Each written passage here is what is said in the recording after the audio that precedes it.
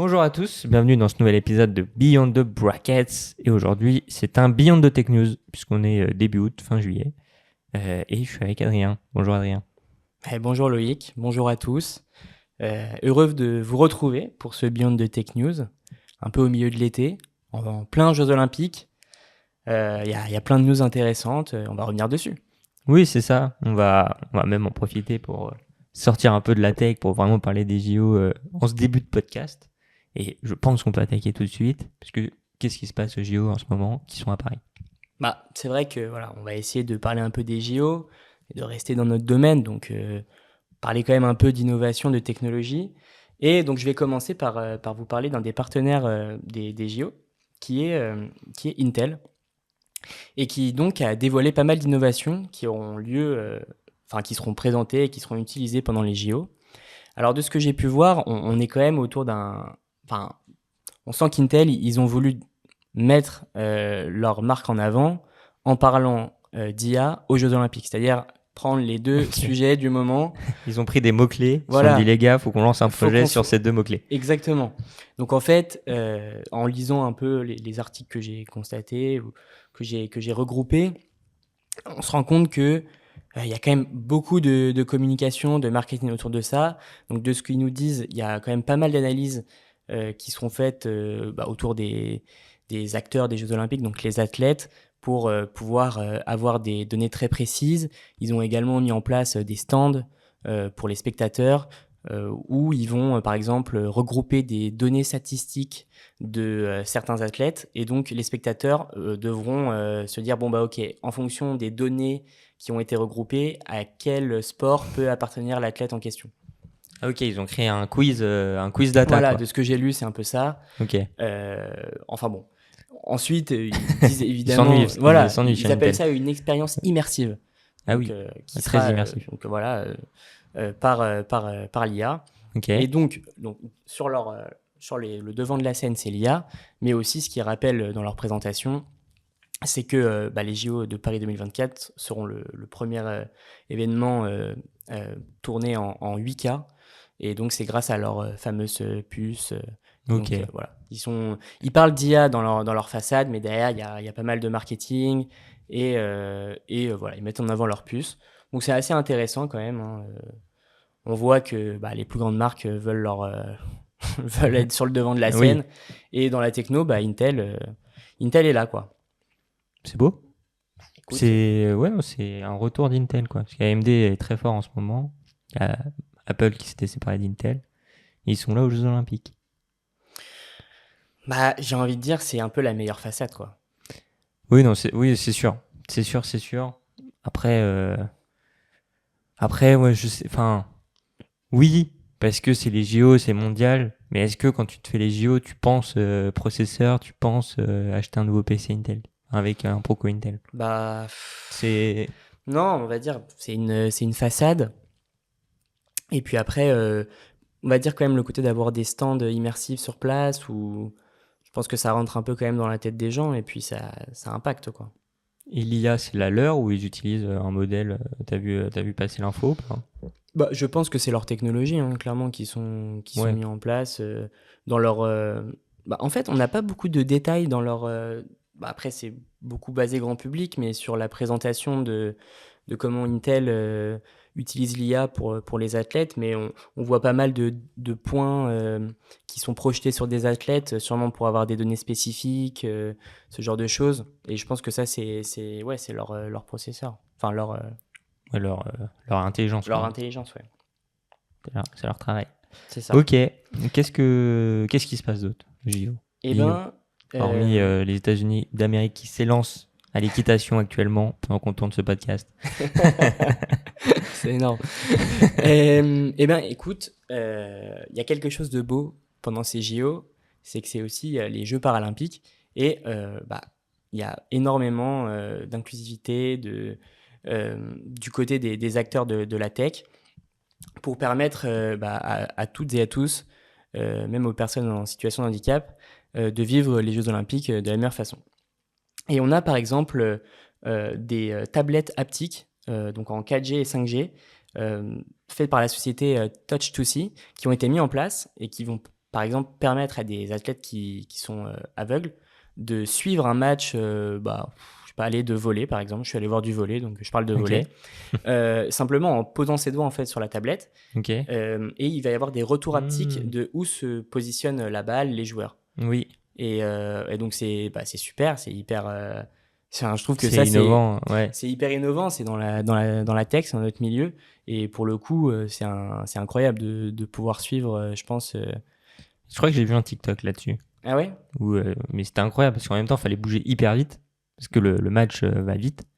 Mais en tout cas, la personne malvoyante avait l'air de comprendre ce qui se passait. C'est fou, c'est cool. C'est là que vraiment tout le monde est inclus dans ces jeux vidéo, dans ces Jeux Olympiques. donc c'est très cool. Ouais, non, mais en plus, on a tous un peu l'image, enfin, je sais pas, mais moi, je l'ai en tout cas tu sais, des personnes aveugles dans les stades. Alors moi, c'est souvent dans les stades de foot parce que je suis un passionné de foot, avec le frère ou la sœur ou la copine à côté en train de parler dans l'oreille pour dire le ballon est là, le ballon est là. Donc c'est des belles images, mais du coup de voir la technologie qui s'intéresse à ce genre de choses, et c'est hyper intéressant, je trouve. Ouais, non, mais c'est beau. Avec les Paralympiques qui arrivent juste après. Juste après, ouais. Ça va être cool. Franchement, je suis un peu intrigué de savoir s'il y a une hype qui va être un peu identique à celle des JO, parce qu'il y a quand même une pause, je crois, entre les deux. Ouais, c'est une semaine ou deux, non? Ouais, je crois, ouais. C'est pas énorme, mais après, quand les gens vont retourner au travail, etc., je sais pas. Parce que là, on est en pleine vacances. C'est ça. C'est cool. Non, ce serait intéressant de suivre, en tout cas. Ok. Et tu nous fais un petit retour sur les médailles, sur... Non, pour l'instant, au niveau du tableau des médailles, on est très bien placé. On est le vendredi 2 août quand on tourne ça. On est le vendredi 2 août et on a 28 médailles, il me semble. La France. Oui, oui, non mais quand même. Pourquoi tu parles en tant qu'Américain? Oui, tout à fait. Je suis américain aujourd'hui. Attends, je sais pas si c'est ça, mais oui, je crois qu'on a 28 médailles. Et on en a 8 en or. Ça, c'est beau. Ça, c'est très très beau. Et on a, ce soir, on a du Teddy Riner. On a Léon Marchand, non, On a du Léon Marchand. On a actuellement une compétition d'équitation, de saut d'obstacle. Ouais. D'équitation, attention. On est deuxième ou troisième actuellement. Ouais. On a une judokate, j'ai pas son nom, en même temps que Teddy Riner. Qui a fait un hippon tout à l'heure. Ouais, exceptionnel. Je crois qu'il y a Florent Manodou qui nage ce soir. Oui, il y a Florent Manodou, c'est vrai. Et je crois qu'il y a Gousset, mais je crois pas que Gousset il soit possible. pressenti pour gagner une médaille, mais il avait l'air bon. En tout cas, il a abandonné une de ses courses pour se concentrer sur... Il a abandonné le 50, je crois, pour le 100. Ouais. Un truc du genre. Un truc comme ça. Voilà, donc tout ça pour dire qu'on a encore de grandes chances de médaille aujourd'hui. Et donc les 28 devraient, on l'espère, augmenter dès ce soir. C'est ça. Et une petite question comme ça, est-ce que tu es pour qu'on garde cette vasque olympique au niveau des Tuileries? Je trouve elle est quand même belle. En tout cas, l'image pendant la cérémonie, c'était hyper stylé. Après, j'ai été spoil parce que j'ai vu des articles sur l'artiste qui l'avait fait. Mais je suis plutôt d'accord avec lui quand il dit faut voir comment on transforme ça pour que ça perdure dans le temps. Ok. Parce que pour moi, c'est cool, mais est-ce qu'il n'y a pas une manière encore plus cool de bien l'exposer et que ça devienne vraiment un monument français pour rappeler ça? Parce que c'est vrai que les LED et les brumisateurs là-haut, c'est pas non plus le truc le plus écologique du monde si ils tournent tout le temps. J'en sais rien pour le coup. Comment en hiver ça va fonctionner? Comment, ça va être intéressant, mais moi je suis heureux qu'on vive peut-être l'arrivée d'un nouveau monument en France. Ouais. Et qui reste après ces JO 100 ans après. C'est quand même, le symbole est très cool. C'est vrai. Non, totalement. Après, d'un point de vue écologique, apparemment, de ce qu'ils disent, il n'y a pas de combustible du coup, donc c'est uniquement fait par l'électricité et par EDF, bien sûr. Oui, il y a les pubs. Il y a les pubs. Mais du coup, je pense que d'un point de vue écologique, je pense que c'est assez durable. Parce que si on arrive à produire de l'électricité de plus en plus verte, c'est vrai, chaque année, en fait, c'est peut-être quelque chose qui peut qui peut aller dans le sens d'un monument 100% vert, quoi. Oui, non, je suis d'accord. On n'est pas en train de faire brûler du charbon pour Oui. que la vasque reste allumée 24 heures sur 24. C'est pas un vrai feu, quoi. Voilà, c'est ça. Il n'y a pas un mec qui C'est un lance peu du ça bois, l'innovation. Oui, non, totalement. Oui, non, mais c'est vrai. Après, Mais d'ailleurs, moi, je me suis fait duper le jour de la. Je pensais que c'était une vraie flamme. Bah, franchement, ouais. Moi, je pense que je suis aigri. Je suis parisien. Je me demandais comment ils allaient faire en sorte de nous faire croire que c'est du feu tout autour. Ah ouais?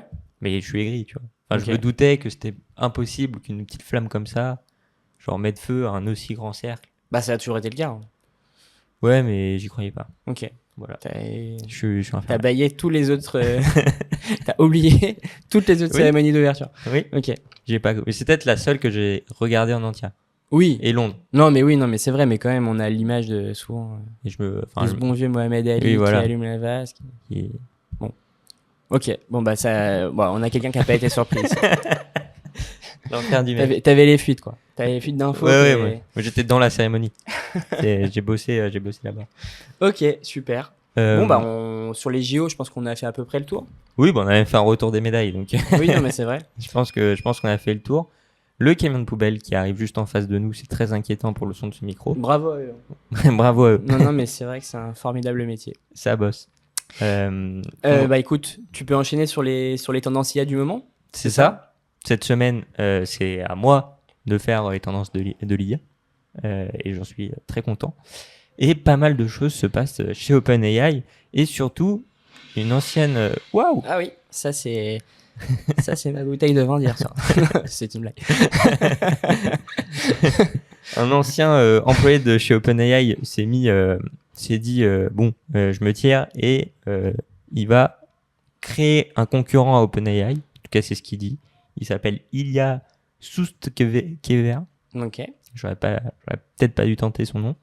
Et qui va lancer Safe Super Intelligence Incorporation. Okay. Donc SSI. Et en gros, son objectif, c'est de revenir à la mission originelle de ChatGPT qui est de fabriquer une intelligence artificielle puissante et fiable. Parce que selon lui, OpenAI dériverait trop dans des enjeux business, marketing, etc. Et puis vraiment la technologie centrée. De vouloir vraiment créer une techno fiable. Et donc c'est toujours très drôle parce que c'est ce qui se passe dans toutes les grosses boîtes qui explosent technologiques, c'est qu'il y a ceux qui sont là pour le business et ceux qui sont vraiment les techs qui aiment la technologie, le développement, ou qui veulent faire grossir plus la technologie. Donc lui a décidé de partir, mais il faut savoir que, vous vous souvenez, on vous a dit dans un bilan de Tech News, que Sam Altman avait été viré à un moment de chez OpenAI et que Microsoft lui a proposé un poste avant qu'il revienne.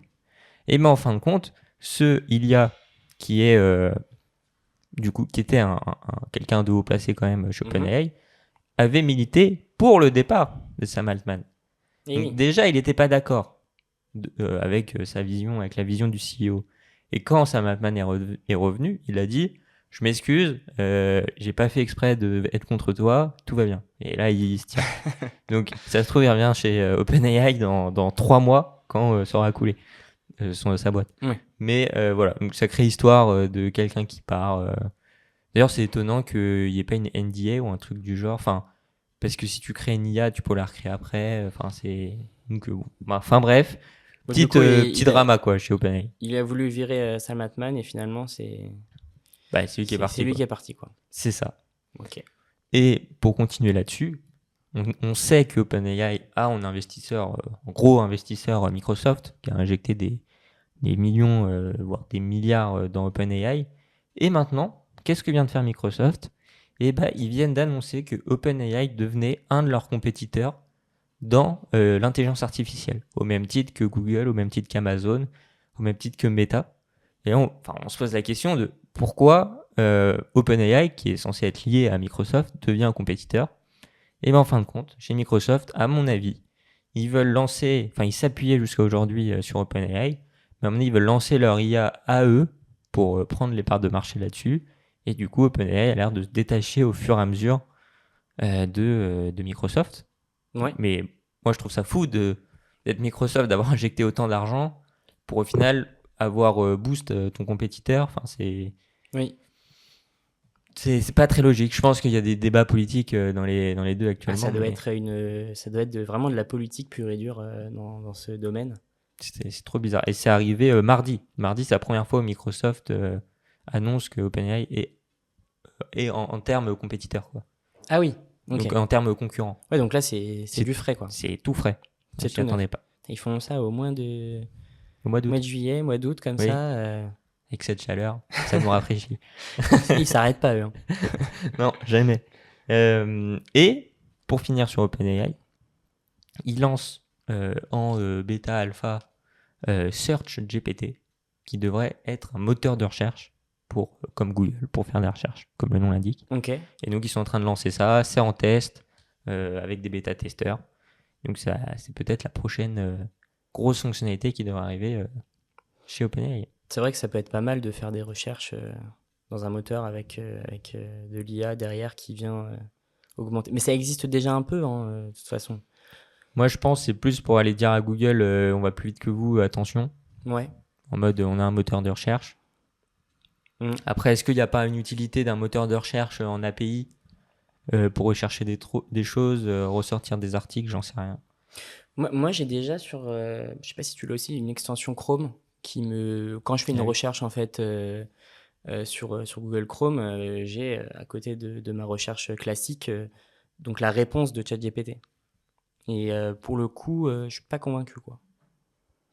Mais là, c'est une extension, mais c'est pas OpenAI qui l'a développé. Ouais, mais pour l'instant, ça te sert à rien, quoi. En fait, c'est même pas que. Enfin, c'est-à-dire que quand je regarde le résultat, souvent, je préfère aller dans un article précis plutôt que dans l'intelligence artificielle qui, je trouve, quand tu recherches une donnée, n'est pas vraiment fiable, quoi. Parce qu'elle va à la limite te faire un résumé de ce que tu veux savoir, mais pas... Oui, alors que je trouve que maintenant, quand on fait une recherche Google, c'est pour avoir des données qui sont... Précises, quoi. Précises, qui sont... Tu vois, tu vas voir la source directement parce que tu vas cliquer sur l'article du Parisien, de machin, de... Mais bon... C'est peut-être ça qu'ils veulent amener avec Search GPT. À voir, en fait. Donc, c'est pas intéressant. À suivre. Ouais. Et on vous en reparlera dans un Beyond de Tech News quand ça sortira. Évidemment. En ce moment, évidemment, avec l'avènement de l'IA, il y a une entreprise qui augmente en termes de valorisation tous les jours, c'est Nvidia. Et Nvidia a décidé avec son IA de mettre à disposition de ses développeurs une IA pour entraîner des robots humanoïdes. Donc, est-ce que c'est la fin du monde ? Est-ce que c'est iRobot ? Est-ce que Will Smith va se mettre à tuer des robots ? Il y a un avancement là-dessus. Il faut suivre ce qui se passe, mais je trouve ça toujours cool qu'on revienne sur des robots humanoïdes, voir ce que ça va donner. Ouais, on y revient très souvent sur l'inquiétude des robots humanoïdes. J'ai l'impression que tous les 2-3 mois, il y a une petite news comme ça. Oui, mais un jour, on va pas le sentir venir et ça va nous faire tout drôle. La prochaine personne qui toquera à ta porte, ça sera un robot. Très inquiétant. Oui. Et quand les robots arriveront, peut-être qu'on sera tout seul chez nous, en fin de compte, parce qu'il n'y aura plus rien à faire, et on n'aura plus d'amis. Oui, c'est possible. Très triste comme vision du monde. Mais vous inquiétez pas, quelqu'un aux États-Unis s'est dit, vous vous sentez seul, et je vais vous créer un petit collier technologique qui s'appelle Friend, ami en français. Et en fait, c'est un collier que vous allez mettre autour du cou avec un petit pendentif. Et ça va vous écouter toute la journée. D'accord. Et après, tu pourras lui dire salut mon ami. Je sais pas ce que tu peux lui dire. Salut mon ami. Qu'est-ce que j'ai dit tout à l'heure à un tel Non, en fait, c'est pas ça. En fait, c'est que tu te sens seul. Donc c'est plutôt genre. Non, c'est ça. En gros, ton ami qui est à ton collier sait que tu vas passer un entretien d'embauche dans 1 heure parce qu'il t'a écouté. D'accord. Il sait que tu vas passer. Okay. Donc, il va t'envoyer un message en te disant bon courage, tout va bien se passer, et voilà, et t'as un ami qui t'encourage. C'est un peu déprimant. Oui. Et ça coûte $99, je crois, $90, $99. Donc voilà. Mais il y a énormément de personnes qui ont investi. Il y a au moins, j'ai vu une dizaine d'investisseurs qui ont investi sur ce projet. Et bon, là, enfin, pas on se moque de pas avoir d'amis. Non, mais Mais c'est pas. Nous, en tout cas, on ressent pas ce besoin d'avoir quelqu'un qui nous écoute et qui nous envoie des messages. Mais peut-être que pour des gens en dépression ou tout seul ou Ouais, mais j'ai du mal. En fait, enfin, l'humain est quand même sensé. Enfin, je vois pas le moment où quelqu'un qui se sent seul va se sentir moins seul parce qu'il y a un collier qui lui dit bonne chance. Limite, j'ai l'impression que ça va presque empirer la oui. chose. Là, c'est intéressant. Mais j'ai peut-être la pire analyse de l'histoire, hein, mais je sais pas. En tout cas, les dizaines d'investisseurs n'ont pas la même analyse que toi, ça c'est sûr. Bon, bah. Mais non, mais c'est possible. Non, Enfin, après, je pense que la techno est intéressante. C'est Non, aussi pour ça qu'il y a de l'investissement. en fait, la techno est intéressante parce qu'elle est capable de comprendre ce que tu dis. Ça existe déjà, mais surtout d'interpréter ce que tu dis Ouais. et de savoir que tu vas passer. Enfin là, c'est un exemple, mais tu vas passer un entretien. Tiens, je vais t'envoyer un message. Donc ça prédit ce que tu vas faire dans ta journée pour te prévenir, mais rien qu'en t'écoutant. Donc, Ouais, c'est intéressant. c'est quand même plutôt cool. Donc voilà pour les petites tendances IA de ce mois-ci hein, qu'on a révélées. Et on va revenir sur un petit objet technologique qui s'appelle le Vision Pro. Nous n'avons pas encore craqué à Beyond the Bracket, mais il ne serait tardé. Et apparemment, il y aurait une liaison entre le Vision Pro et Neuralink, si je ne me trompe pas. Qu'est-ce que tu peux nous en dire? Alors, c'est pas tout à fait Neuralink. C'est Coup dur. oui, voilà. C'est le concurrent de Neuralink, qui s'appelle Synchrone. Et en fait, Synchrone, ils ont permis d'utiliser le Vision Pro avec la pensée.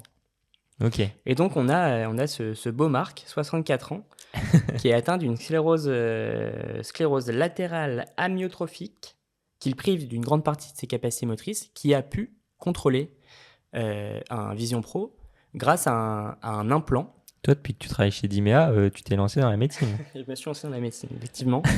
Et donc, c'est un implant cérébral endovasculaire. Je ne me trompe pas dans le terme, je le vérifie. Ok. Et donc, ce qui est très bien avec cet implant, c'est qu'il se fait donc, dans une veine dans la tête et il ne nécessite pas d'opération. C'est-à-dire que on peut le mettre assez rapidement. Et voilà, on peut le mettre assez rapidement. Ouais. Et donc derrière, il va en fait, en fonction de décharge électrique qu'on va envoyer avec le cerveau, donc il y a quand même un entraînement. Marc, il s'est entraîné, il n'a pas pu le contrôler tout de suite.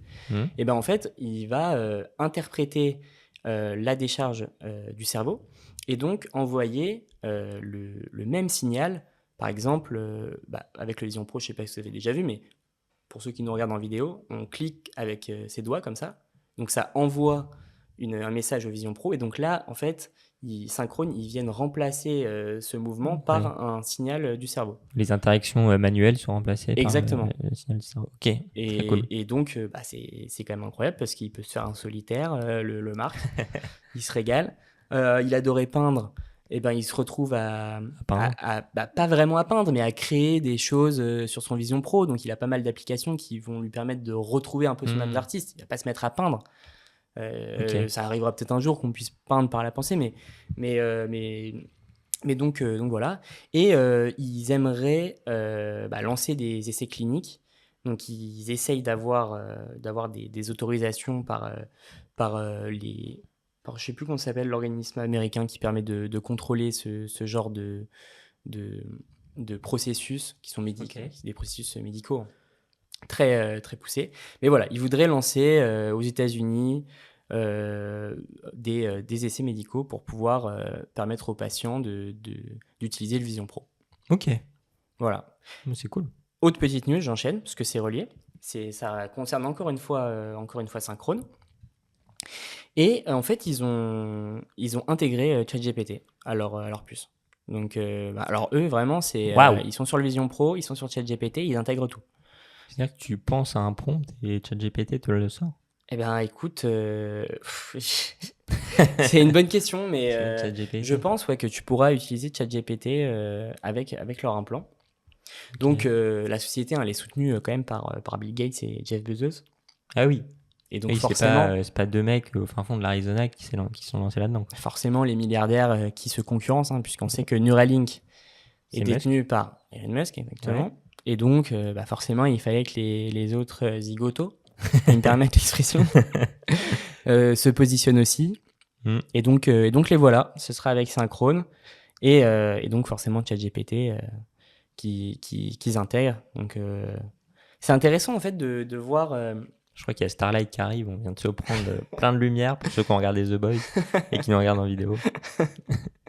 Non mais c'est excellent. Non mais il y a pas de souci. C'est vrai que elle est repartie. Elle est sympa en plus Starlight. Hein, on adore. Belle référence. Non mais en tout cas, je trouve ça hyper intéressant de voir que les technos qui sont quand même hyper récentes et révolutionnaires du moment sont déjà en train de se synchroniser. C'est-à-dire que à la fois l'Apple Vision Pro, qui est déjà lui-même avec sa gestion d'interface qui était déjà révolutionnaire, hein, de pouvoir contrôler avec les yeux, cliquer avec les doigts. On voit qu'on va déjà plus loin 1 an après sa sortie, avec Synchrone qui vient contrôler avec le cerveau. L'intégration de ChatGPT aussi, qui est une innovation qui est un peu plus vieille, mais qui a de 3 ans, je crois. Donc ouais, non, c'est cool d'avoir toutes ces innovations qui s'accordent pour créer des produits et des logiciels toujours plus poussés. Incroyable. Quoi. Ouais. Non, c'est beau. C'est vraiment la technologie. C'est vraiment la technologie qu'elle pense être. Non mais c'est une technologie que tout le monde pense dans la science-fiction, tu vois. Et on commence à y arriver. Oui, c'est ça qui est cool. Oui. C'est incroyable. Terminé pour le Vision Pro. Terminé pour Vision Pro, terminé pour Synchrone, terminé pour ChatGPT et terminé pour l'ensemble des 3. Et podcast pas terminé, pardon. Et on part sur un côté un peu plus artistique, mais pas très loin d'intelligence artificielle toujours. Nous, à Beyond the Brackets, tous nos visuels sont faits sur Canva. Et vous le savez, on utilise aussi Midjourney pour la génération d'images. Avec l'interface qui est sortie il y a quelques mois maintenant, je suis très heureux. Sauf que Canva s'est dit, tiens, comment on pourrait intégrer de la génération d'images dans notre produit ? Et ben, on va racheter une boîte. Donc, ils ont racheté Leonardo.ai, qui est une startup experte dans la génération d'images et de vidéos par IA, qui est australienne. Et ils vont venir l'intégrer dans Canva, à mon avis, pour faire de la gestion, de la génération d'images.